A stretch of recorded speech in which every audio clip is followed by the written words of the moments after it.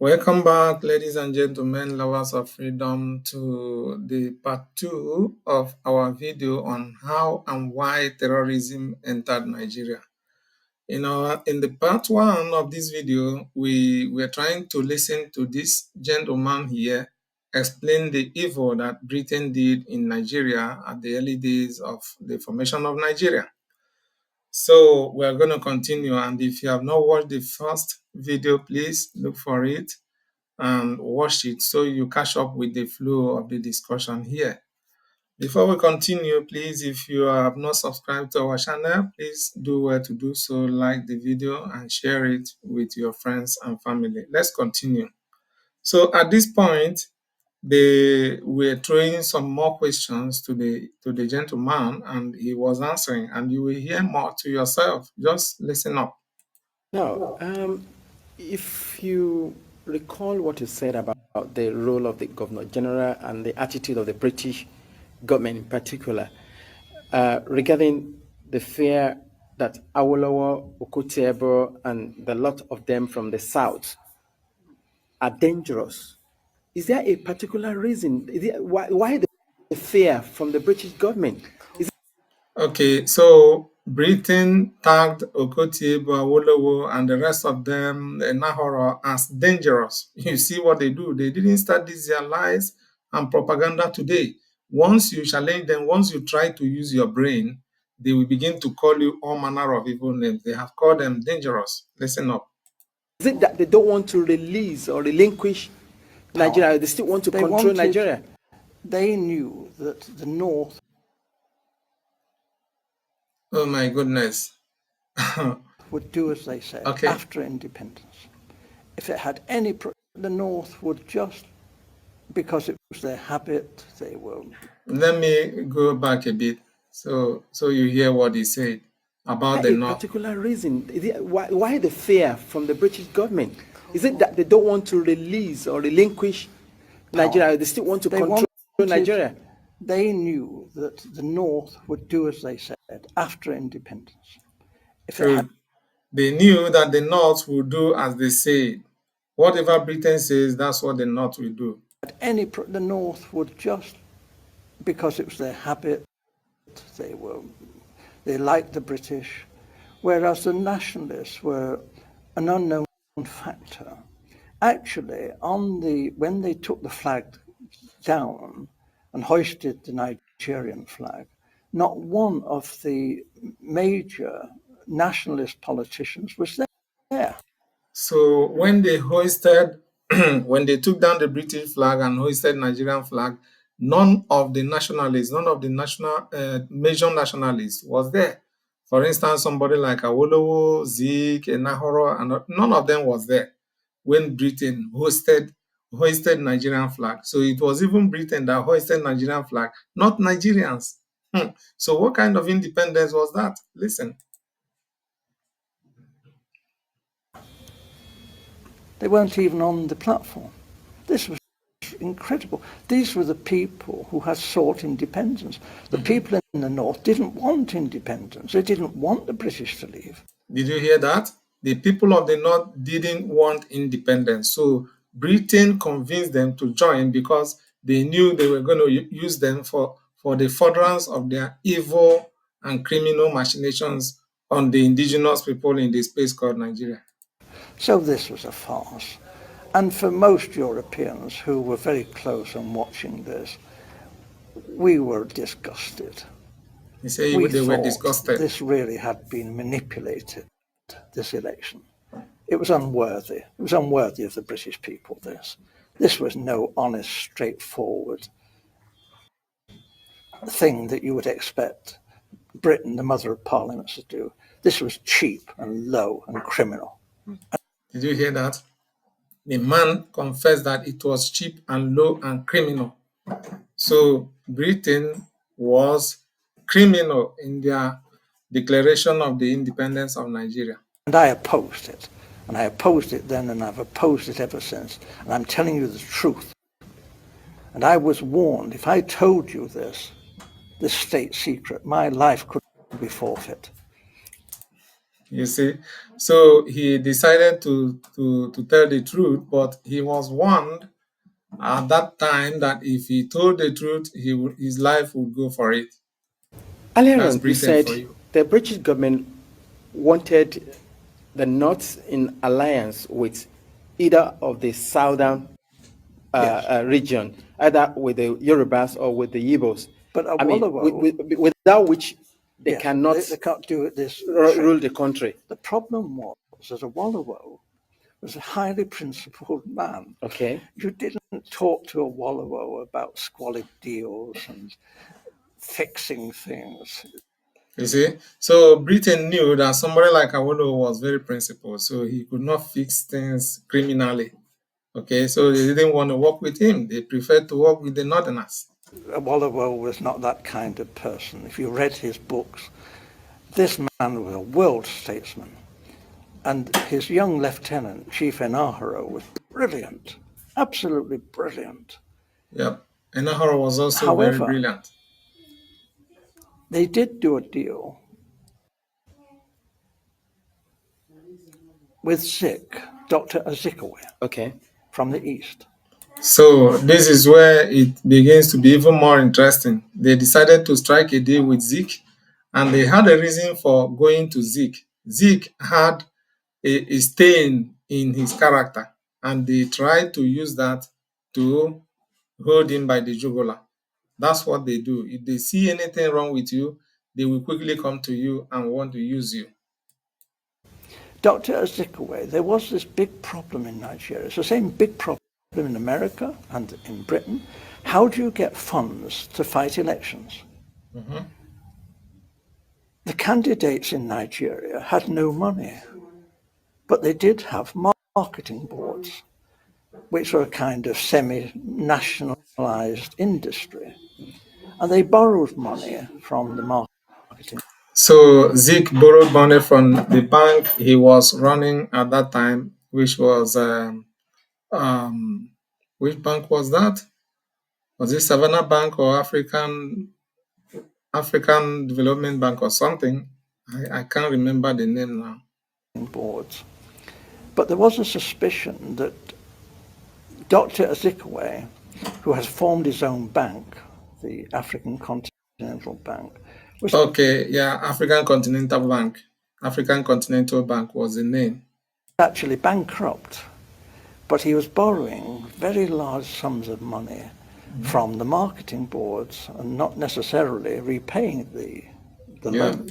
So Zeke was borrowing without repaying, and they got to know about the record, and decided to use it to blackmail him into accepting any stupid condition they would give to him. That was how Zeke became a puppet of Britain. With all his so-called intelligence, he was a puppet. We knew this. We had a great secret service. Mhm. All the politicians' phones were tapped. All the politicians' mail was opened. Everything that any major politician did in Nigeria, we knew in hours. We watched. We knew all that was going on.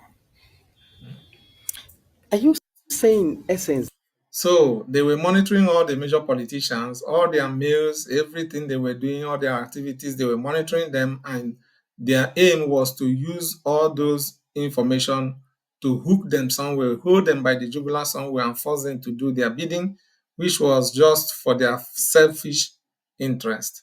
that Dr. Azikwe took money? He was blackmailed by the British He was to do blackmailed our bidding. We to do told their Dr. bidding. Azikwe that he could go to prison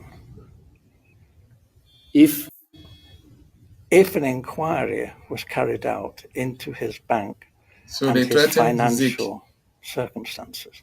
However, we would not want to be vindictive if Dr. Azikwe was cooperative in helping forward the plans that we had made in the best interests of Nigeria. Dr. Azikwe has nothing in common with the northern politicians. He loathed the northern politicians. Dr. Azikiwe had nothing in common with the northern politicians, but you see how they were beginning to force him to get to have something in common by force? But Dr. Azikiwe went north and did as he was told. And what he was promised was this: the real power, effective power, would be in the hands of the northern emirs. Good. So there we are. They told Azikiwe that, hey, we will make you the governor general, but the real power, the executive power, will be in the hand of a northerner. Who was that? Alhaji Abubakar Tafawa Balewa. Where was he from? He was a Fulani. So you see what I was telling you, that Britain carefully handed over to Fulani to continue perpetrating their evil machinations on the indigenous people of the space called Nigeria today. Listen up. However, it would look great if the president was Dr. Azikiwe and he was given a field marshal's uniform and an admiral's uniform.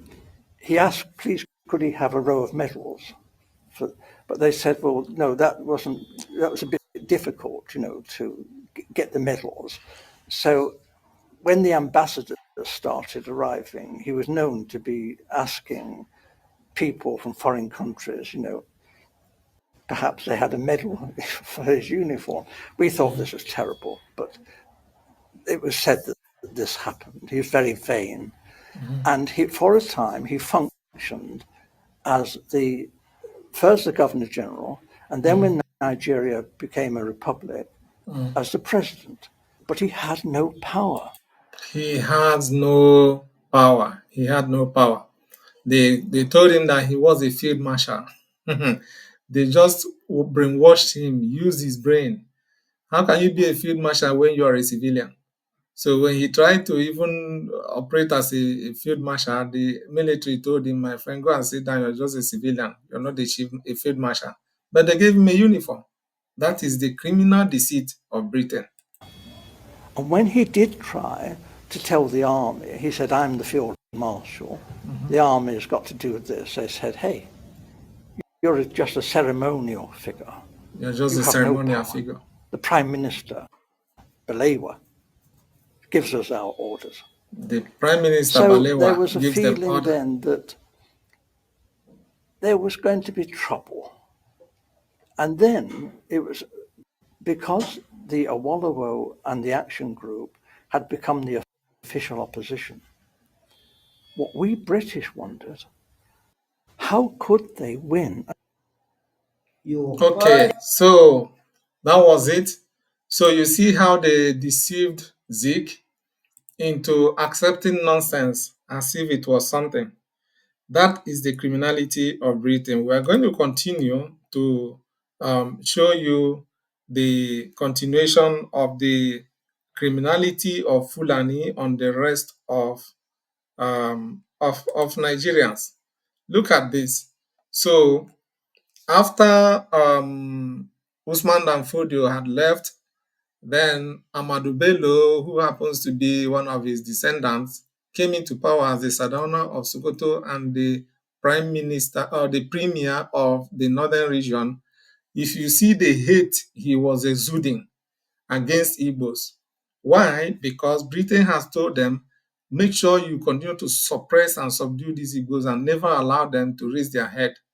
So listen to this interview granted by Amadou Bello, the then premier of the northern region, in a country where they say that everybody is one Nigeria. Listen up. One thing I've noticed, Premier, while I've been here, is that Northerners seem to have, I might almost call it, obsession about the Igbos. Could you perhaps explain that to me? Well, the Igbos are more or less the type of people whose desire is mainly to dominate everybody. To dominate everybody. Who have they dominated? He can't even give any example. If they go to a village, to a town, they want to monopolize everything in that area. If you put them in a labor camp as a laborer, within a year they will try to emerge as headman of that camp, and so on. Well, in In the past, our people were not alive to their responsibilities because you can see from our northernization policy that in 1952, when I came here, there weren't 10 northerners in our civil service here. Then I tried to have it northernized, and now all important posts are being held by northerners. Okay, so it is all about northerners, right? So the problem of this man is that Igbos were progressing very well. Wherever they went, they did well, and they progressed, and they increased, and they went to higher positions. So he called it domination. Why would you call that domination when it is actually a demonstration of excellence and expertise? This is what these people don't like. Fulanis, they don't like expertise, they don't like excellence.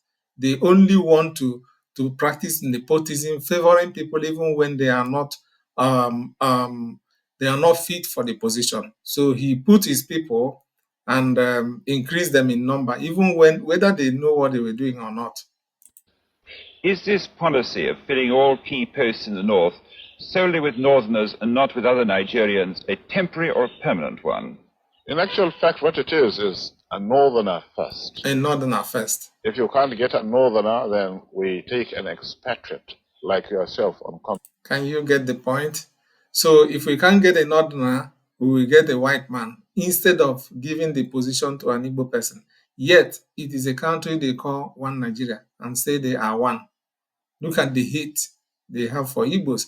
This hate was planted by Britain before leaving. And why did they plant it? Because Igbos gave them tough time to conquer. They are the people that use their brains, that use their senses. All right. So Britain is afraid of them. If we can't, then we can employ another Nigerian, but on contract too. This is going to be permanent, I should say, as far as I can foresee, because it will be rather dangerous to see the number of boys who are now turning from all our learning institutions coming out with having no work to do. I'm sure whichever government of the day might be, it will feel rather embarrassed, and it might even lead to bloodshed. Doesn't this damage the idea, sir, of... Okay, so that was Amadou Bello exuding hate against Igbos, and it's not a problem. All right. But if an Igbo person makes this kind of statement, you see how everywhere we tear into pieces. So, ladies and gentlemen, this was how terrorism began to boil, to cook behind the scene, and people were overlooking it. At some point, it got to the level of committing programs against Igbos in the north. They will just wake up one day and invade an Igbo-dominated environment in the north and begin to massacre them, destroy their businesses and all that. And it happened over and over and over and over again, and many Igbos were losing their lives. That time, the terrorism was not yet very organized. But after some time, it began to get organized. And we will see when things began to take shape and the leadership of Nigeria failed to give it the required attention. So, who is this person we are seeing here? It is Obasanjo. Obasanjo was the president of Nigeria then, okay, when the criminals were beginning to raise their head in Nigeria. But Obasanjo, because the presidents of Nigeria are always planted by external forces, Obasanjo could not do anything because these Fulani terrorists were planted by Britain to do their bidding. Listen up. After Obasanjo, a Christian from Southwest, won the presidential election that was held in 1999, a large number of people from the North weren't happy. They never liked a Christian as a president. Not long after Obasanjo took office, most states in the North began agitating for the establishment of Sharia law. Sharia law. Sharia law in a secular state like Nigeria. And Obasanjo did not see any reason to stop them. Why didn't he stop them? Number one, because he wanted to continue to enjoy political position. So he didn't want to have a kind of opposition from the North in his next electoral bid. Number two, because if he touches the Fulani, Britain will mess him up. Kwara State Governor Ahmed Sani Yarima pushed this agitation. He was the first person to reintroduce Sharia on 27 October 1999. By 2001, So the then governor of Zamfara State introduced Sharia and nothing happened. 11 other northern states followed. Now, instead of using Nigeria's constitution for civil and criminal matters, they are now using rules from the Quran, that is Islam's holy book, to govern the North. Obasanjo Okay. So they began to use two constitutions. On one hand, they will use Nigerian constitution. On the other hand, they will use Sharia in a secular state. however, allowed this. Some say it was for his political ambitions. So, the North got its Sharia legal system. But then, in Maiduguri, the heart of Borno State, a new agenda started arising. Some groups began rejecting everything Western, that is, Western education, Western clothing, even the Western style government practiced in Nigeria. This idea started resonating with young people in Sharia-dominated states in the north. That's Okay, so young people began to radicalize themselves in the northern part of Nigeria as a result of the introduction of Sharia. when Muhammad Yusuf stepped into the picture. So this man called Muhammad Yusuf was the one that brought about Boko Haram. We will now hear about it today. His name is Muhammad Yusuf. Yusuf positioned himself as the leader of this movement that would cleanse the north of Western influence.